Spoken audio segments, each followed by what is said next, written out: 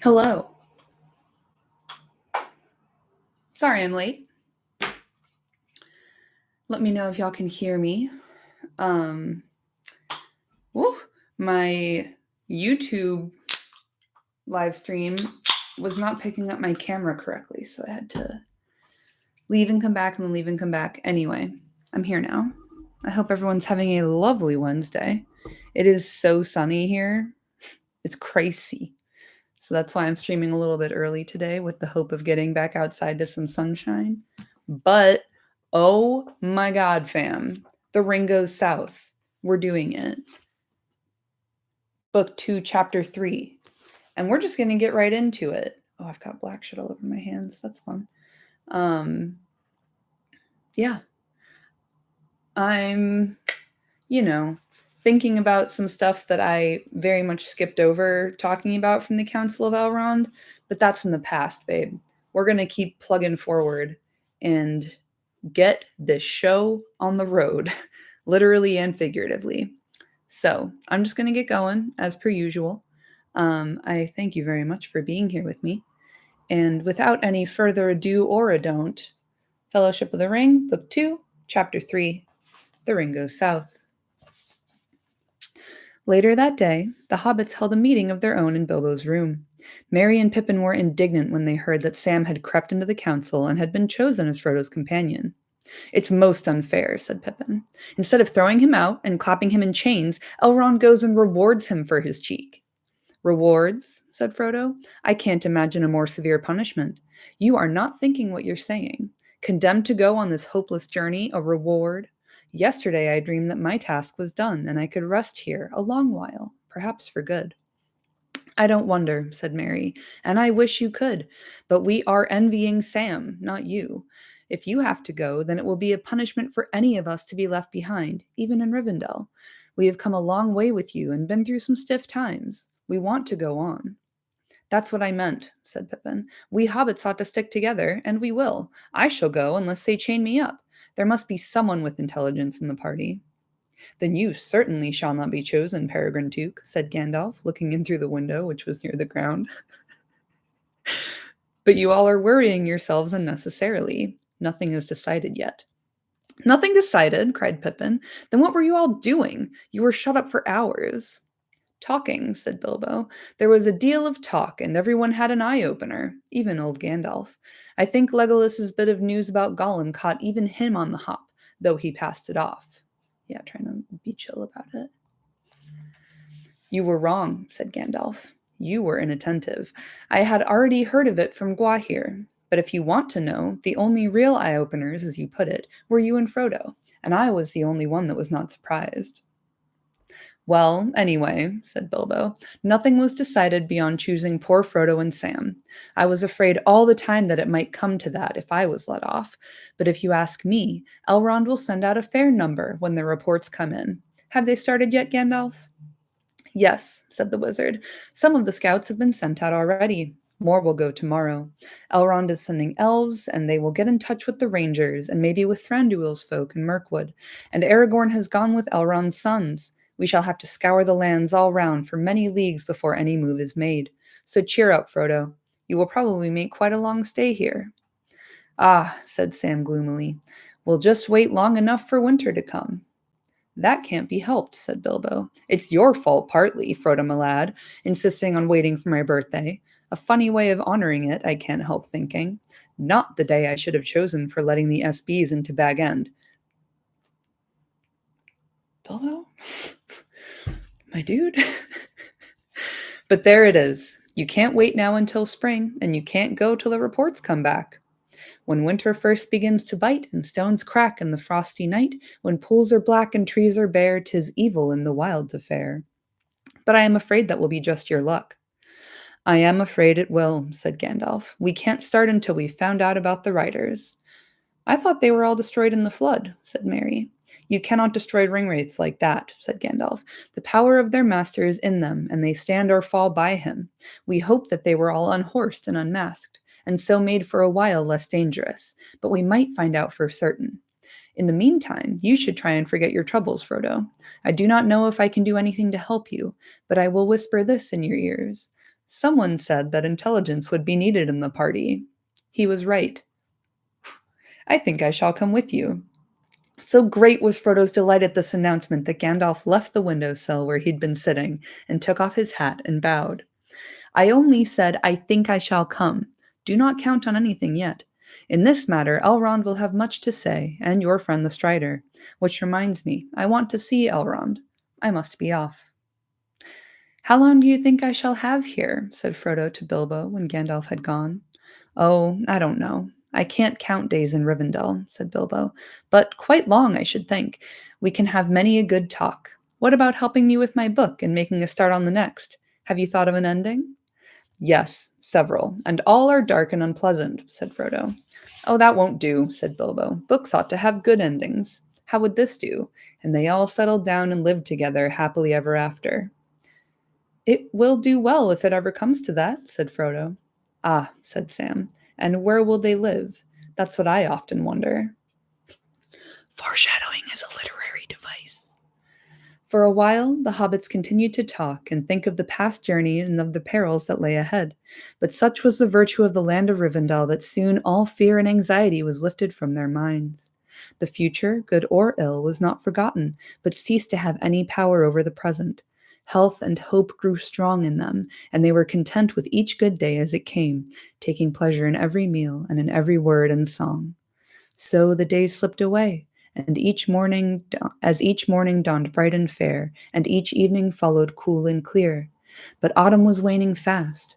Slowly the golden light faded to pale silver, and the lingering leaves fell from the naked trees. A wind began to blow, chill from the misty mountains to the east. The hunter's moon waxed round in the night sky, and put to flight all the lesser stars. But low in the south one star shone red. Every night, as the moon waned again, it shone brighter and brighter. Frodo could see it from his window, deep in the heavens, burning like a watchful eye that glared above the trees on the brink of the valley. The hobbits had been nearly 2 months in the house of Elrond, and November had gone by with the last shreds of autumn, and December was passing when the scouts began to return. Some had gone north beyond the springs of the Horwell into the Etten Moors, and others had gone west, and with the help of Aragorn and the Rangers had searched the lands down the Grey Flood as far as Tharbad, where the old North Road crossed the river by a ruined town. Many had gone east and south, and some of these had crossed the mountains and entered Mirkwood, while others had climbed the pass at the source of the Gladden River, and had come down into Wilderland and over the Gladden Fields, and so at length had reached the old home of Radagast at Roscoble. Radagast was not there, and they had returned over the high pass that was called the Dimrill Stair. The sons of Elrond, Elladan and Elrohir, were the last to return. They had made a great journey, passing down the Silverlode into a strange country, but of their errand they would not speak to any save to Elrond. In no region had the messengers discovered any signs or tidings of the riders or other servants of the enemy. Even from the eagles of the misty mountains they had learned no fresh news. Nothing had been seen or heard of Gollum, but the wild wolves were still gathering, and were hunting again far up the great river. 3 of the black horses had been found at once drowned in the flooded ford. On the rocks of the rapids below it, searchers discovered the bodies of 5 more, and also a long black cloak, slashed and tattered. Of the black riders no other trace was to be seen, and nowhere was their presence to be felt. It seemed that they had vanished from the north. 8 out of the 9 are accounted for, at least, said Gandalf. It is rash to be too sure, yet I think we may hope now that the Ringwraiths were scattered and have been obliged to return as best they could to their master in Mordor, empty and shapeless. If that is so, it will be some time before they can begin the hunt again. Of course, the enemy has other servants, but they will have to journey all the way to the borders of Rivendell before they can pick up our trail. And if we are careful, that will be hard to find. But we must delay no longer. Elrond summoned the hobbits to him. He looked gravely at Frodo. The time has come, he said. If the ring is to set out, it must go soon. But those who go with it must not count on their errand being aided by war or force. They must pass into the domain of the enemy far from aid. Do you still hold to your word, Frodo, that you will be the ring-bearer? I do, said Frodo. I will go with Sam. Then I cannot help you much, even with counsel, said Elrond. I can foresee very little of your road, and how your task is to be achieved, I do not know. The shadow has crept now to the feet of the mountains, and draws nigh even to the borders of the grey flood, and under the shadow all is dark to me. You will meet many foes, some open and some disguised, and you may find friends upon your way when you least look for it. I will send out messages such as I can contrive to those whom I know in the wide world, but so perilous are the lands now become that some may well miscarry or come no quicker than you yourself. JRR, come on, dude. Oh my god. I forgot how to read all of a sudden. And I will choose you companions to go with you, as far as they will or fortune allows. The number must be few, since your hope is in speed and secrecy. Had I a host of elves in armor of the elder days, it would avail little, save to arouse the power of Mordor. The company of the ring shall be 9, and the 9 walkers shall be set against the 9 riders that are evil. With you and your faithful servant, Gandalf will go, for this shall be his great task, and maybe the end of his labors. For the rest, they shall represent the other free peoples of the world, elves, dwarves, and men. Legolas shall be for the elves, and Gimli, son of Glóin, for the dwarves. They are willing to go at least to the passes of the mountains, and maybe beyond. For men you shall have Aragorn, son of Arathorn, for the ring of Isildur concerns him closely. Strider, said Frodo. Yes, he said with a smile. I ask leave once again to be your companion, Frodo. I would have begged you to come, said Frodo, only I thought you were going to Minas Tirith with Boromir. I am, said Aragorn, and the sword that was broken shall be reforged ere I set out to war. But your road and our road lie together for many hundreds of miles. Therefore, Boromir will also be in the company. He is a valiant man. There remain 2 more to be found, said Elrond. These I will consider. Of my household I may find some that it seems good to me to send. But that will leave no place for us, cried Pippin in dismay. We don't want to be left behind. We want to go with Frodo. That is because you do not understand and cannot imagine what lies ahead, said Elrond. Well, neither does Frodo, said Gandalf, unexpectedly supporting Pippin. Nor do any of us see clearly. It is true that if these hobbits understood the danger, they would not dare to go, but they would still wish to go, or wish that they dared, and be shamed and unhappy. I think, Elrond, that in this matter it would be well to trust rather to their friendship than to great wisdom. Even if you chose for us an elf lord such as Glorfindel, he could not storm the Dark Tower, nor open the road to the fire by the power that is in him. You speak gravely, said Elrond, but I am in doubt. The Shire, I forebode, is not free now from peril, and these 2 I had thought to send back there as messengers, to do what they could, according to the fashion of their country, to warn the people of their danger. In any case, I judge that the younger of these 2, Peregrine Took, should remain. My heart is against his going. Then, Master Elrond, you will have to lock me in prison, or send me home tied in a sack, said Pippin, for otherwise I shall follow the company. Let it be so, then. You shall go, said Elrond, and he sighed. Now the tale of 9 is filled.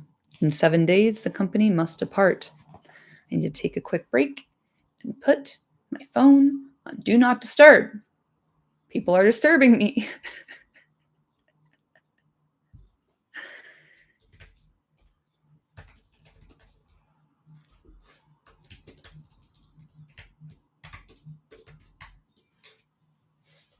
Okay. And a sip of water for me. Sorry about that, y'all. There's nothing like notifications at the top right of my screen to really take me out of it. The sword of Elendil was forged anew by elven smiths, and on its blade was traced a device of 7 stars set between the crescent moon and the rayed sun, and about them was written many runes, for Aragorn, son of Arathorn, was going to war upon the marches of Mordor. Very bright was that sword when it was made whole again. The light of the sun shone redly in it, and the light of the moon shone cold, and its edge was hard and keen. And Aragorn gave it a new name and called it Andúril, Flame of the West. Quick aside, I love how in the book it's like one little paragraph of like, yeah, they made the sword again. It has a new name. It's fine. No big deal. Aragorn and Gandalf walked together, or sat speaking of their road and the perils that they would meet, and they pondered the storied and figured maps and books of lore that were in the house of Elrond. Sometimes Frodo was with them, but he was content to lean on their guidance, and he spent as much time as he could with Bilbo. In those last days, the hobbits sat together in the evening in the Hall of Fire, and there among many tales they heard told in full the lay of Beren and Luthien, and the winning of the great jewel. But in the day, while Merry and Pippin were out and about, Frodo and Sam were to be found with Bilbo in his own small room. Then Bilbo would read passages from his book, which still seemed very incomplete, or scraps of his verses, or would take notes on Frodo's adventures. On the morning of the last day, Frodo was alone with Bilbo, and the old hobbit pulled from under his bed a wooden box. He lifted the lid and fumbled inside. "Here is your sword," he said, "but it was broken, you know. I took it to keep it safe, but I've forgotten to ask if the smiths could mend it. No time now, so I thought perhaps you would care to have this, don't you know?" He took from the box a small sword in an old shabby leathern scabbard. Then he drew it, and its polished and well-tended blade glittered suddenly, cold and bright. "This is Sting," he said, and thrust it with little effort deep into a wooden beam. "Take it, if you like. I shan't want it again, I expect." Frodo accepted it gratefully. "Also, there is this," said Bilbo, bringing out a parcel which seemed to be rather heavy for its size. He unwound several folds of old cloth and held up a small shirt of mail. It was close woven of many rings, as supple almost as linen, cold as ice, and harder than steel. It shone like moonlit silver, and was studded with white gems. With it was a belt of pearl and crystal. "It's a pretty thing, isn't it?" said Bilbo, moving it in the light. "And useful. It is my dwarf mail that Thorin gave me. I got it back from Mishel Delving before I started, and packed it with my luggage. I brought all the memories of my journey away with me, except the ring. But I did not expect to use this, and I don't need it now, except to look at sometimes. You hardly feel any weight when you put it on." "I should look well, I don't think I should look right in it," said Frodo. "Just what I said myself," said Bilbo, "but never mind about looks. You can wear it under your outer clothes. Come on, you must share this secret with me. Don't tell anybody else. But I should feel happier if I knew you were wearing it. I have a fancy it would turn even the knives of the Black Riders," he ended in a low voice. "Very well, I will take it," said Frodo. Bilbo put it on him, and fastened Sting upon the glittering belt, and then Frodo put over the top his old weather-stained breeches, tunic, and jacket. "Just a plain hobbit you look," said Bilbo, "but there is more about you now than appears on the surface. Good luck to you." He turned away and looked out of the window, trying to hum a tune. "I cannot thank you as I should, Bilbo, for this and for all your past kindnesses," said Frodo. "Don't try," said the old hobbit, turning round and slapping him on the back.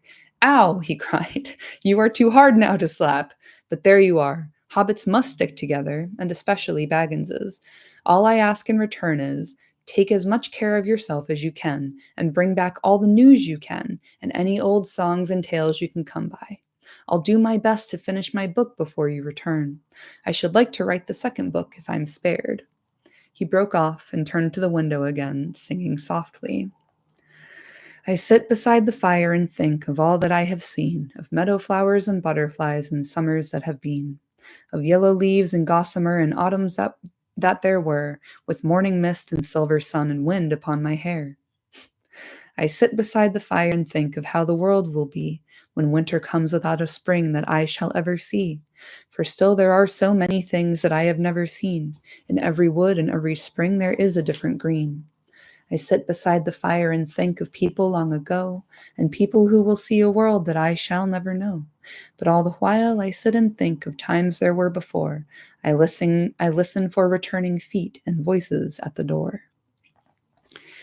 It was a cold, gray day near the end of December. The east wind was streaming through the bare branches of the trees and seething in the dark pines on the hills. Ragged clouds were hurrying overhead, dark and low. As the cheerless shadows of the early evening began to fall, the company made ready to set out. They were to start at dusk, for Elrond counseled them to journey under cover of night as often as they could, until they were far from Rivendell. You should fear the many eyes of the servants of Sauron, he said. I do not doubt that news of the discomfiture of the riders has already reached him, and he will be filled with wrath. Soon now, his spies on foot and wing will be abroad in the northern lands. Even of the sky above, you must be beware as you go on your way. The company took little gear of war, for their hope was in secrecy, not in battle. Aragorn had Andúril, but no other weapon, and he went forth clad only in rusty green and brown, as a ranger of the wilderness. Boromir had a long sword, in fashion like Andúril, but of less lineage, and he bore also a shield and his war horn. Loud and clear it sounds in the valleys of the hills, he said, and then let all the foes of Gondor flee. Putting it to his lips, he blew a blast, and the echoes leapt from rock to rock, and all that heard that voice in Rivendell sprang to their feet. Slow should you be to wind that horn again, Boromir, said Elrond, until you stand once more on the borders of your land, and dire need is on you. Maybe, said Boromir, but always I have let my horn cry at setting forth, and though thereafter we may walk in the shadows, I will not go forth as a thief in the night. Okay, dog. Gimli the dwarf alone wore openly a shirt of steel rings, for dwarves make light of burdens, and in his belt was a broad-bladed axe. Legolas had a bow and a quiver, and at his belt a long white knife. The younger hobbits wore the swords that they had taken from the barrow, but Frodo took only Sting, and his mailcoat, as Bilbo wished, remained hidden.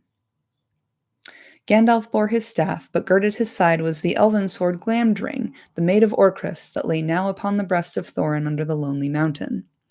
All were well furnished by Elrond with thick, warm clothes, and they had jackets and cloaks lined with fur. Spare food and clothes and blankets and other needs were laden on a pony, none other than the poor beast they had brought from Bree. The stay in Rivendell had worked a great wonder of change on him. He was glossy and seemed to have the vigor of youth.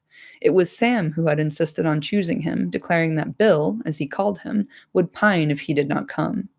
That animal can nearly talk, he said, and would talk if he stayed here much longer. He gave me a look as plain as Mr. Pippin could speak it. If you don't let me go with you, Sam, I'll follow on my own. So Bill was going as the beast of burden, yet he was the only member of the company that did not seem depressed. We fucking ride for Bill. Their farewells had been said in the great hall by the fire, and they were only waiting now for Gandalf, who had not yet come out of the house. A gleam of firelight came from the open doors, and soft lights were glowing in many windows.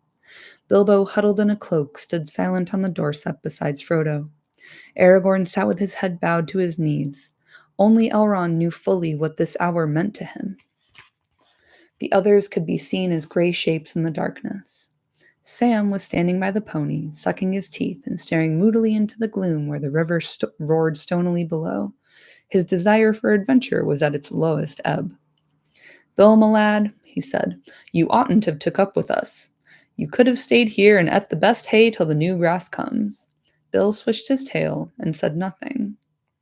Sam eased the pack on his shoulders and went over anxiously in his mind all the things that he had stowed in it, wondering if he had forgotten anything.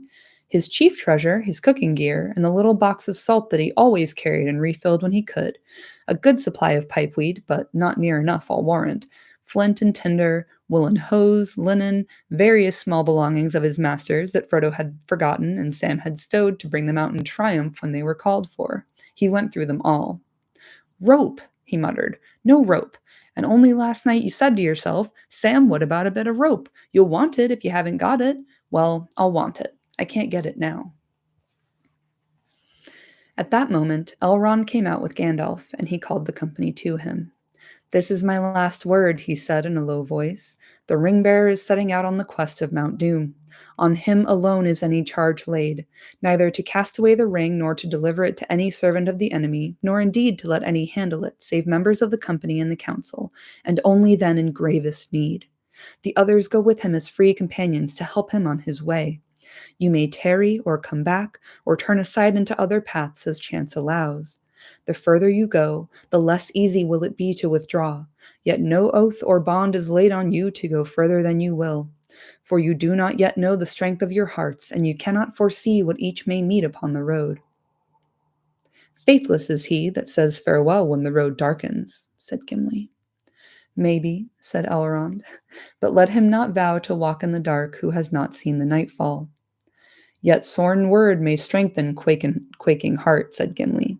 Or break it, said Elrond. Look not too far ahead, but go now with good hearts.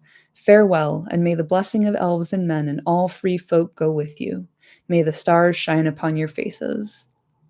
Good good luck, cried Bilbo, stuttering with the cold. I don't suppose you will be able to keep a diary, Frodo, my lad, but I shall expect a full account when you get back. And don't be too long. Farewell. Real quick, chat. Everybody is strapped. Yes, they are. I love how Tolkien's like, they didn't bring a lot of weapons, but I will detail for you all the weapons they brought real quick. Like, everybody got one at least. I love it. Many others, excuse me. Many others of Elrond's household stood in the shadows and watched them go, bidding them farewell with soft voices. There was no laughter and no song or music. At last they turned away and faded silently into the dusk. They crossed the bridge and wound slowly up the long, steep paths that led out of the cloven vale of Rivendell, and they came at length to the high moor where the wind hissed through the heather. Then, with one glance at the last homely house twinkling below them, they strode away, far into the night.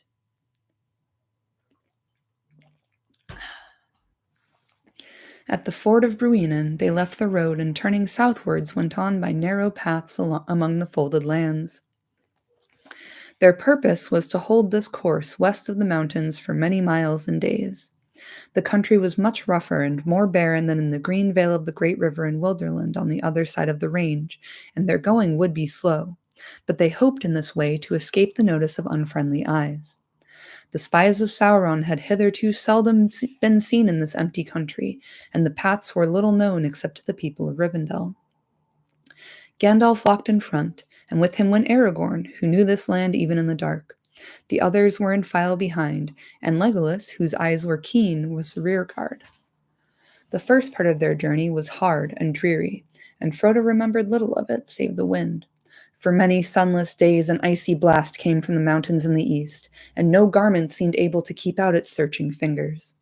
Though the company was well clad, they seldom felt warm, either moving or at rest. They slept uneasily during the middle of the day, in some hollow of the land, or hidden under the tangled thorn bushes that grew in thickets in many places. In the late afternoon, they were roused by the watch, and took their chief meal, cold and cheerless as a rule, for they could seldom risk the lighting of a fire. In the evening they went on again, always as nearly southward as they could find a way. At first it seemed to the hobbits that although they walked and stumbled until they were weary, they were creeping forward like snails and getting nowhere. Each day the land looked much the same as it had the day before. Yet steadily the mountains were drawing nearer. South of Rivendell they rose even higher and bent westwards, and about the feet of the main range there was tumbled an ever wider land of bleak hills and deep valleys filled with turbulent waters. Paths were few and winding, and led them often only to the edge of some sheer fall or down into treacherous swamps. Fucking depressing, dog. They had been a fortnight on the way when the weather changed. The wind suddenly fell and then veered round to the south. The swift-flowing clouds lifted and melted away, and the sun came out, pale and bright. There came a cold, clear dawn at the end of a long, stumbling night march. The travelers reached a low ridge crowned with ancient holly trees whose gray-green trunks seemed to have been built out of the very stone on the hills. Their dark leaves shone, and their berries glowed red in the light of the rising sun. Away in the south, Frodo could see the dim shapes of lofty mountains that seemed now to stand across the path that the company was taking. At the left of this high range rose 3 peaks. The tallest and nearest stood up like a tooth tipped with snow. Its great, bare northern precipice was still largely in the shadow, but where the sunlight slanted upon it, it glowed red. Gandalf stood at Frodo's side and looked out under his hand. "We have done well," he said. "We have reached the borders of the country that men call Hollin. Many elves lived here in happier days, when Eregion was its name. 45 leagues as the crow flies we have come, though many long miles further our feet have walked. The land and the weather will be milder now, but perhaps all the more dangerous." "Dangerous or not, a real sunrise is mighty welcome," said Frodo, throwing back his hood and letting the morning light fall on his face. "But the mountains are ahead of us," said Pippin. "We must have turned eastwards in the night." "No," said Gandalf, "but you see further ahead in the clear light. Beyond those peaks, the range bends southwest. There are many maps in Elrond's house, but I suppose you never thought to look at them? Yes, I did, sometimes, said Pippin, but I don't remember them. Frodo has a better head for that sort of thing.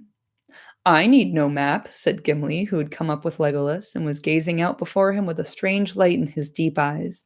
There is the land where our fathers worked of old, and we have wrought the image of those mountains into many works of metal and of stone, and into many songs and tales.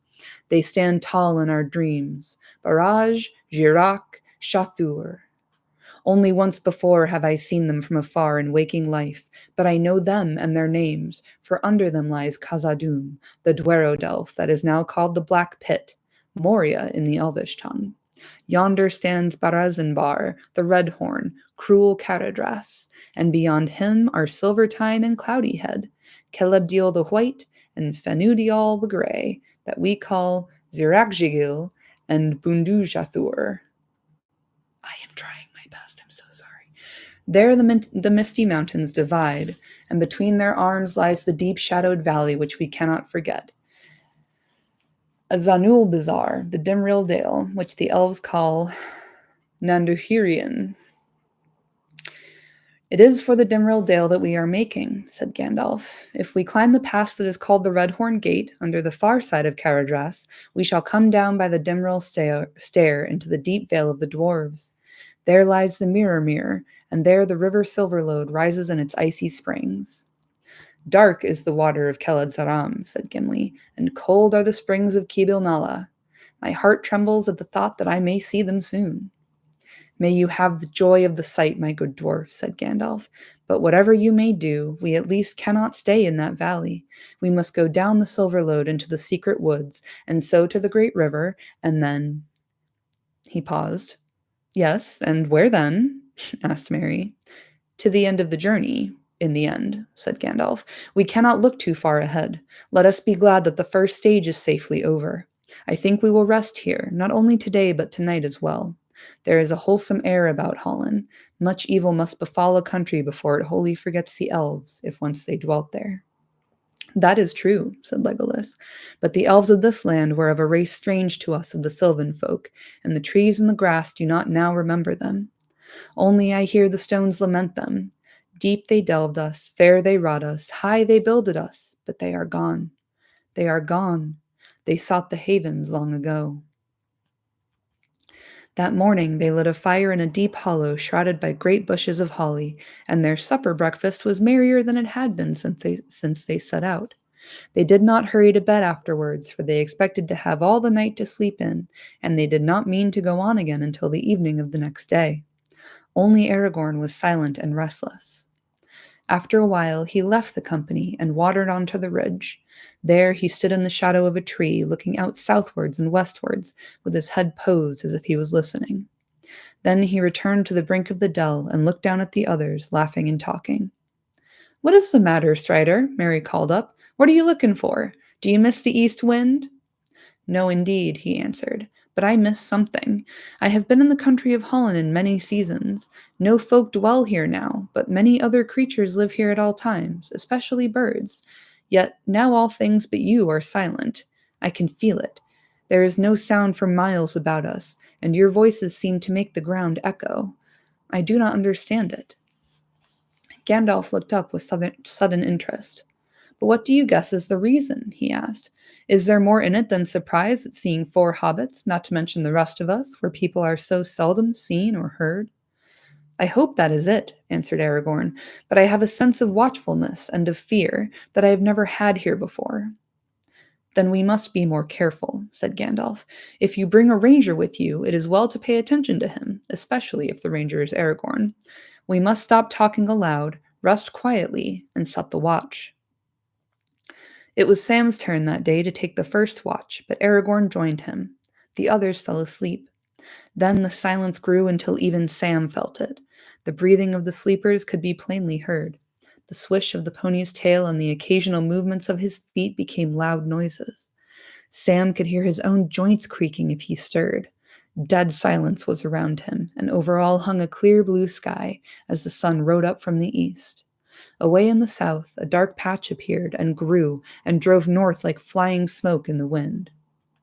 "What's that, Strider? It don't look like a cloud," said Sam in a whisper to Aragorn. He made no answer. He was gazing intently at the sky, but before long Sam could see for himself what was approaching.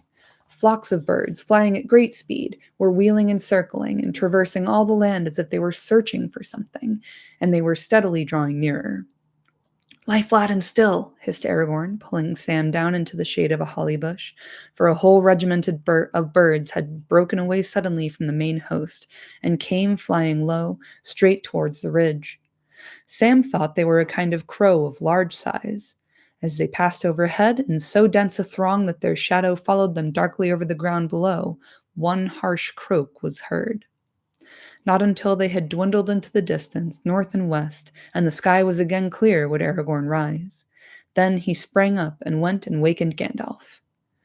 "Regiments of black crows are flying over all the land between the mountains and the Grey Flood," he said, "and they have passed over Hollin. They are not natives here. They are Crebain out of Fangorn and Dunland. I do not know what they are about. Possibly there is some trouble away south from which they are fleeing, but I think they are spying out the land. I've also glimpsed many hawks flying high up in the sky. I think we ought to move again this evening. Hollin is no longer wholesome for us. It is being watched." "And in that case, so is the Redhorn Gate," said Gandalf. "And how we can get over it—" Sorry, fam.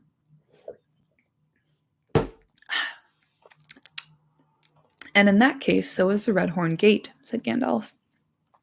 "And how we can get over that without being seen, I cannot imagine. But we will think of that when we must.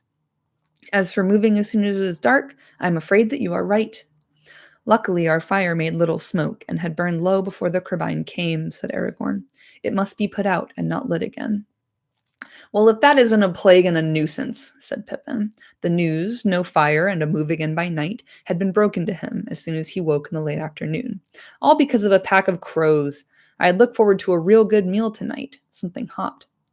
"Well, you can go on looking forward," said Gandalf. "There may be many unexpected feasts ahead for you. For myself, I should like a pipe to smoke in comfort, and warmer feet. However, we are certain of one thing at any rate. It will get warmer as we get south." "Too warm, I shouldn't wonder," muttered Sam to Frodo. "But I'm beginning to think it's time we got a sight of that fiery mountain and saw the end of the road, so to speak. I thought at first that this here Redhorn, or whatever its name is, might be it, till Gimli spoke his piece. A fair jaw-cracker dwarf language must be." Maps conveyed nothing into Sam's mind, and all distances in these strange lands seemed so vast that he was quite out of his reckoning. He straight up thought, he's like, "Are we there yet?" All that day the company remained in hiding. The dark birds passed over now and again, but as the westering sun grew red, they disappeared southwards. At dusk the company set out, and turning now half east, they steered their course towards Caradras, which far away still glowed faintly red in the last light of the vanished sun. One by one, white stars sprang forth as the sky faded. Guided by Aragorn, they struck a good path. It looked to Frodo like the remains of an ancient road that had once been broad and well planned, from Hollin to the mountain pass. The moon, now at the full, rose over the mountains and cast a pale light in which the shadows of stones were black. Many of them looked to have been worked by hands, though now they lay tumbled and ruinous in a bleak, barren land. It was the cold, chill hour before the first stir of dawn, and the moon was low. Frodo looked up at the sky. Suddenly he saw or felt a shadow pass over the high stars, as if for a moment they faded and then flashed out again. He shivered. Did you see anything pass over?" he whispered to Gandalf, who was just ahead. "No, but I felt it, whatever it was," he answered. "It may be nothing, only a wisp of thin cloud." "It was moving fast then," muttered Aragorn, "and not with the wind." Spooky. Nothing further happened that night. The next morning dawned even brighter than before, but the air was chill again. Already the wind was turning back towards the east. For 2 more nights they marched on, climbing steadily but ever more slowly as their road wound up into the hills, and the mountains towered up nearer and nearer. On the 3rd morning, Caradras rose before them, a mighty peak, tipped with snow like silver, but with sheer naked sides, dull red as if stained with blood. There was a black look in the sky, and the sun was wan. The wind had gone now round to the northeast. Gandalf sniffed the air and looked back. Winter deepens behind us, he said quietly to Aragorn. The heights away north are whiter than they were. Snow is lying far down their shoulders. Tonight we shall be on our way high up towards the Redhorn Gate. We may well be seen by watchers on that narrow path, and waylaid by some evil, but the weather may prove a more deadly enemy than any. What do you think of your course now, Aragorn? Frodo overheard these words and understood that Gandalf and Aragorn were continuing some debate that had begun long before. He listened anxiously. I think no good of our course from beginning to end, as you know well, Gandalf, answered Aragorn, and perils known and unknown will grow as we go on. But we must go on, and it is no good our delaying the passage of the mountains. Further south there are no passes till one comes to the Gap of Rohan. I do not trust that way since your news of Saruman. Who knows which side now the marshals of the Horse Lords serve? Who knows indeed, said Gandalf, but there is another way, and not by the pass of Caradhras, the dark and secret way that we have spoken of. But let us not speak of it again, not yet. Say nothing to the others, I beg, not until it is plain that there is no other way. We must decide before we go further, answered Gandalf. Then let us weigh the matter in our minds while the others rest and sleep, said Aragorn. In the late afternoon, while the others were finishing their breakfast, Gandalf and Aragorn went aside together and stood looking at Caradhras. Its sides were now dark and sullen, and its head was in the gray cloud. Frodo watched them, wondering which way the debate would go. When they returned to the company, Gandalf spoke, and then he knew that it had been decided to face the weather in the high pass. He was relieved. He could not guess what was the other way. What was the other dark and secret way? But the very mention of it had seemed to fill Aragorn with dismay, and Frodo was glad that it had been abandoned. From signs that we have seen lately, said Gandalf, I fear that the Redhorn Gate may be watched, and also I have doubts of the weather that is coming up behind. Snow may come. We must go with all the speed that we can. Even so, it will take us more than 2 marches before we reach the top of the pass. Dark will come early this evening. We must leave as soon as you can get ready. I will add a word of advice, if I may, said Boromir. I was born under the shadow of the White Mountains and know something of journeys in the high places. We shall meet bitter cold, if no worse, before we come down on the other side. It will not help us to keep so secret that we are frozen to death. When we leave here, where there are still a few trees and bushes, each of us should carry a faggot of wood as large as he can bear. And Bill could take a bit more, couldn't you, lad? Said Sam. The pony looked at him mournfully. Very well, said Gandalf, but we must not use the wood, not unless it is a choice between fire and death. The company set out again, with good speed at first, but soon their way became steep and difficult. The twisting and climbing road had in many places almost disappeared, and was blocked with many fallen stones.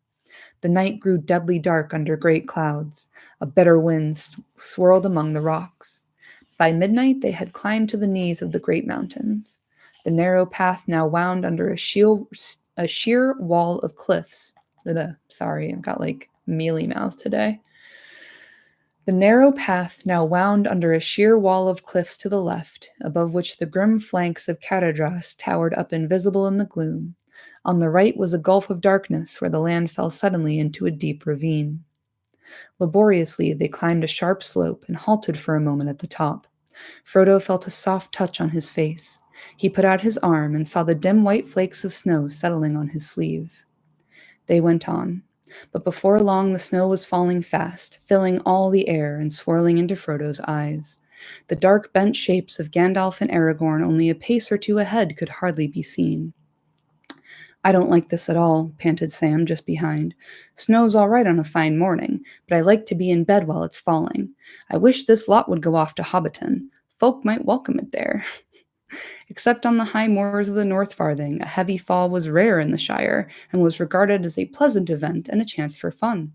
No living hobbit, save Bilbo, could remember the fell winter of 1311, when white wolves invaded the Shire over the frozen Brandywine. Gandalf halted. Snow was thick on his hood and shoulders. It was already ankle-deep about his boots. This is what I feared, he said. What do you say now, Aragorn? That I feared it too, Aragorn answered, but less than other things. I knew the risk of snow, though it seldom falls heavily so far south, save high up in the mountains. But we are not high yet. We are still far down, where the paths are usually open all the winter. I wonder if this is a contrivance of the enemy, said Boromir. They say in my land that he can govern the storms in the mountains of shadow that stand upon the borders of Mordor. He has strange powers and many allies. His arm has grown long indeed, said Gimli, if he can draw snow down from the north to trouble us here 300 leagues away. His arm has grown long, said Gandalf. While they were halted, the wind died down, and the snow slackened until it almost ceased. They tramped on again, but they had not gone more than a furlong when the storm returned with fresh fury. Sorry, just one second.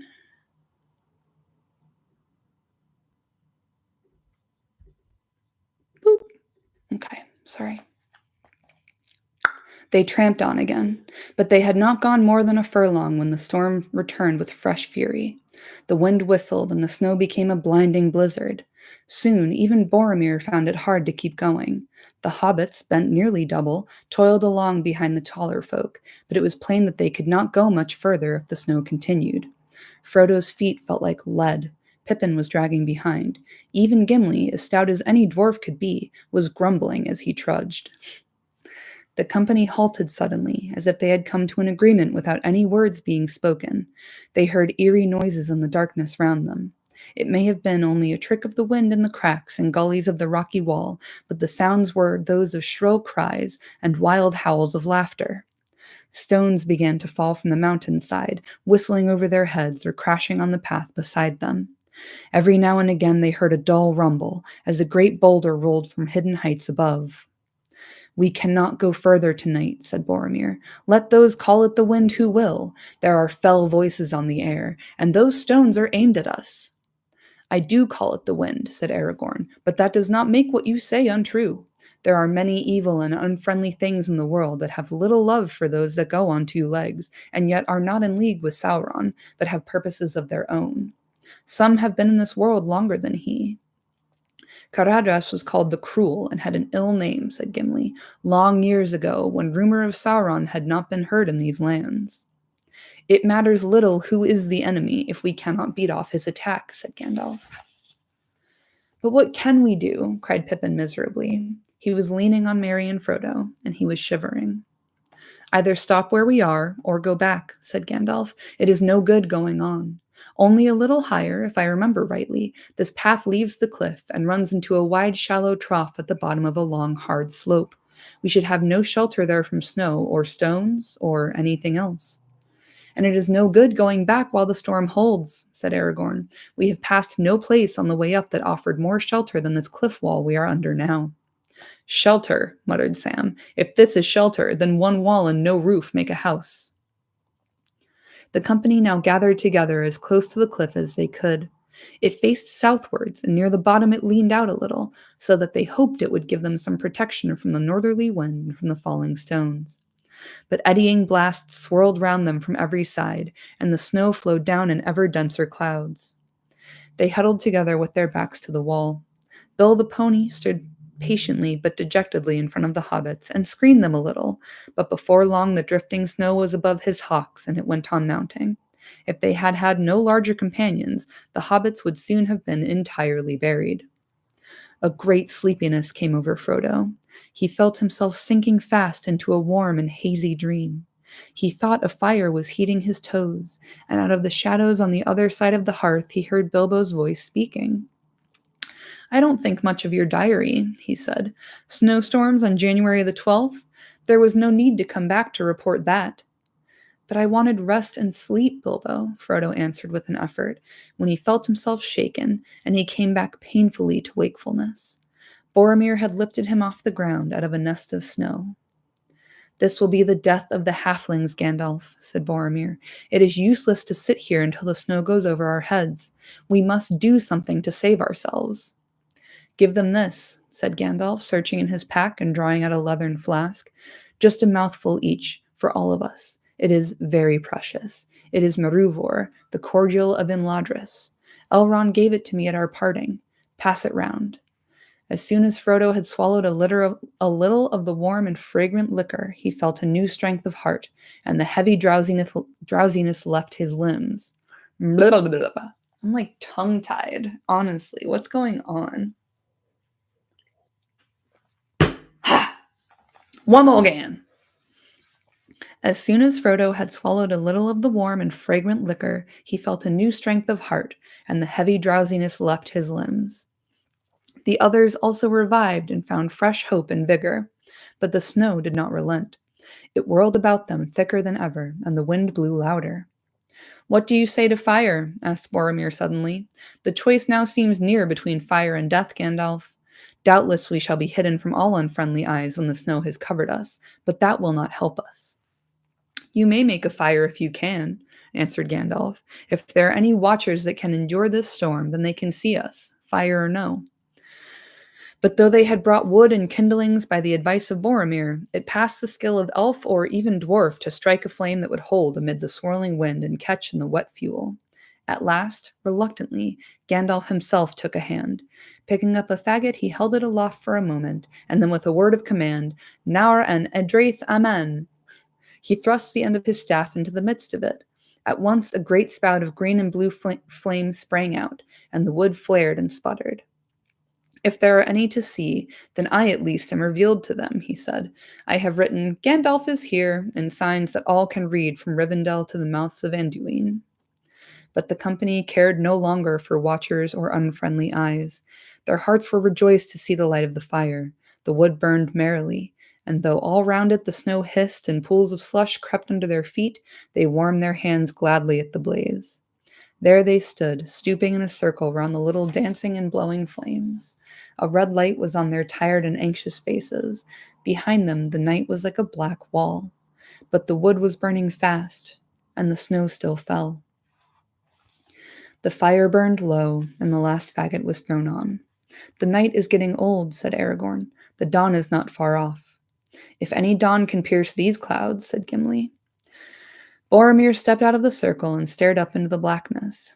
"The snow is growing less," he said, "and the wind is quieter."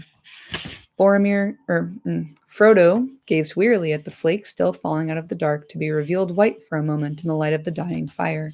But for a long time he could see no sign of their slackening. Then suddenly, as sleep was beginning to creep over him again, he was aware that the wind had indeed fallen, and the flakes were becoming larger and fewer. Very slowly, a dim light began to grow. At last, the snow stopped altogether.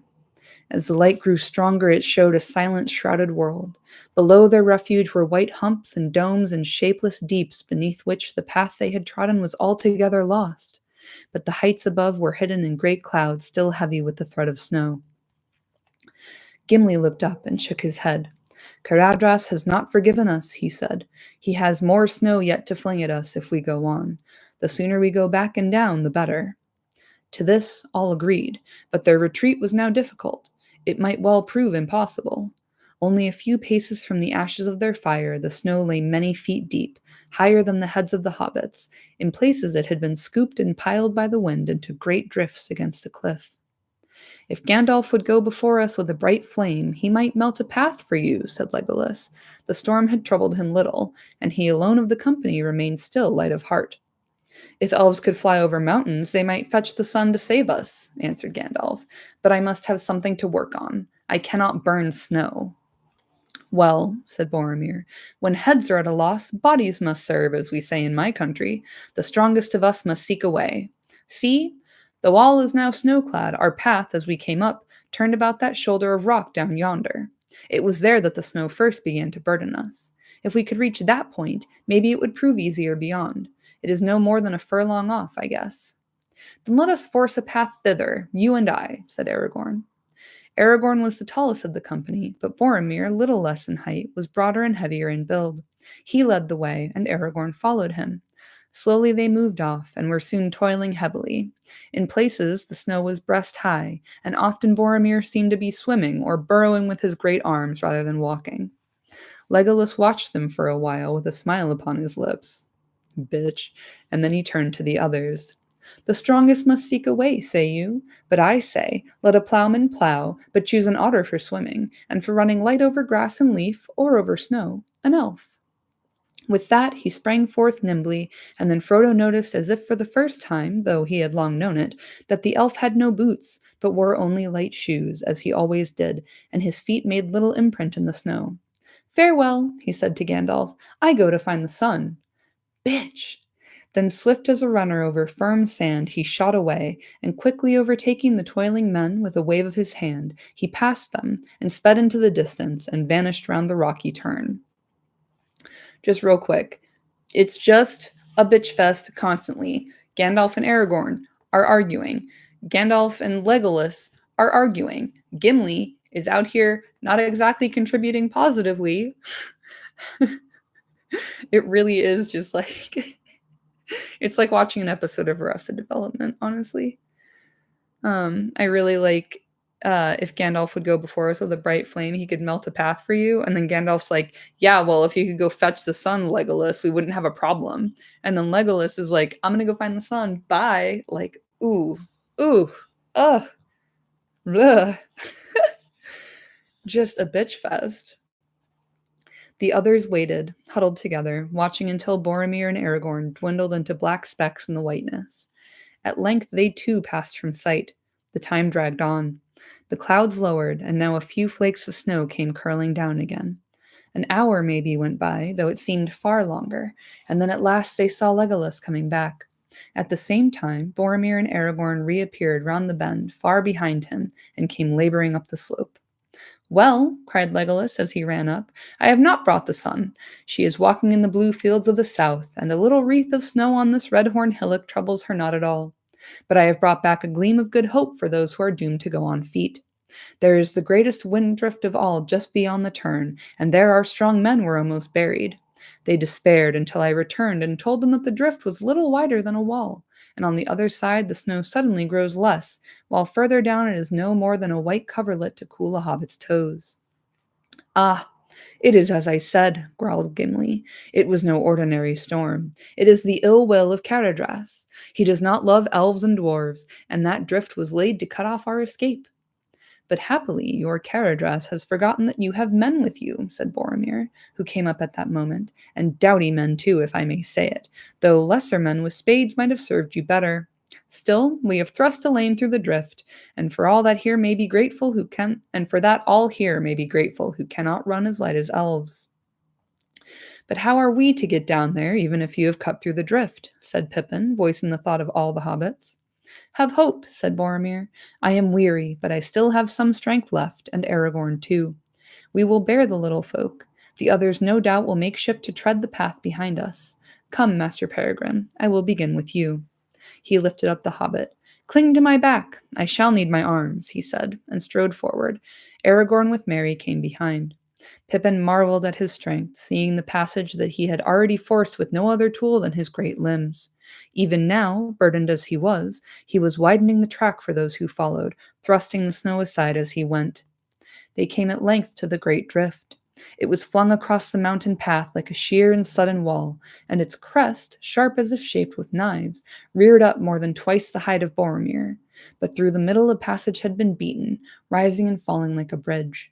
On the far side, Merry and Pippin were set down, and there they waited with Legolas for the rest of the company to arrive. After a while, Boromir returned carrying Sam. Behind, in the narrow but now well-trodden track, came Gandalf, leading Bill, with Gimli perched among the baggage. Last came Aragorn carrying Frodo. They passed through the lane, but hardly had Frodo touched the ground when, with a deep rumble, there rolled down a fall of stones and slithering snow.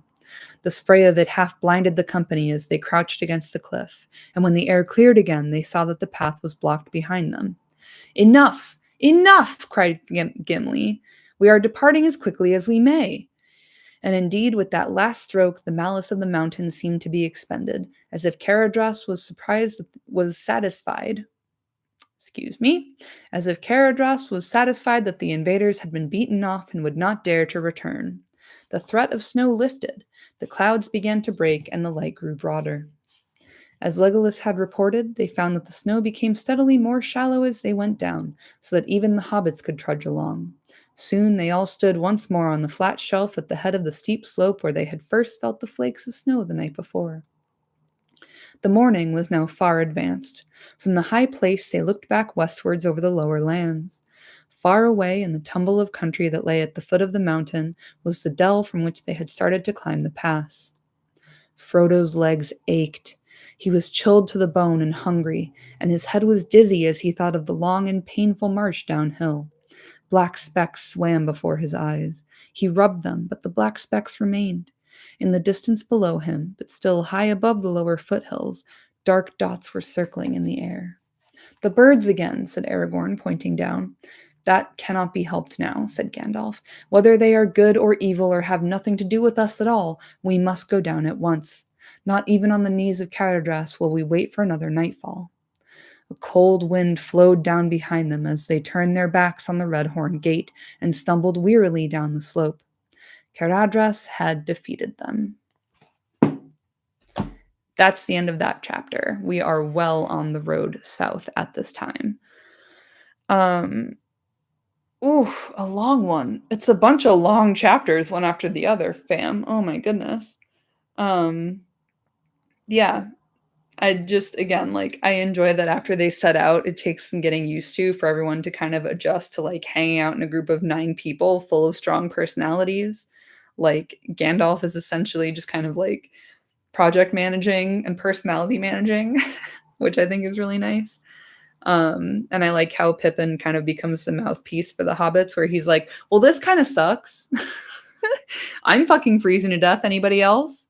Like, yeah, I appreciate that he gets to go along because he and Merry kind of drop out of the story for a little bit, but whenever they do get to talk, they're essentially just like a voice for the rest of the hobbits because Frodo and Sam have their own stuff going on. And obviously, Bill the Pony, fan favorite. Love that guy to death. So glad he's with us for the time that he is. Cannot believe they tried to bring that pony up the mountain, honestly. But yeah, next week, we're going to start a journey in the dark. It's going to get real spooky. And yeah, I think Gandalf is going to make an appearance here in my office in the next couple of weeks. So keep an eye out for that. I got to go, but I will see y'all next week. Thank you again for joining me, and have a good day, afternoon, evening, wherever you're at. Try to avoid getting buried in snow. And if you get a chance to throw your hood back and let the sun shine on your face, I cannot recommend it highly enough. Thanks for joining me. Have a good one, y'all. Bye.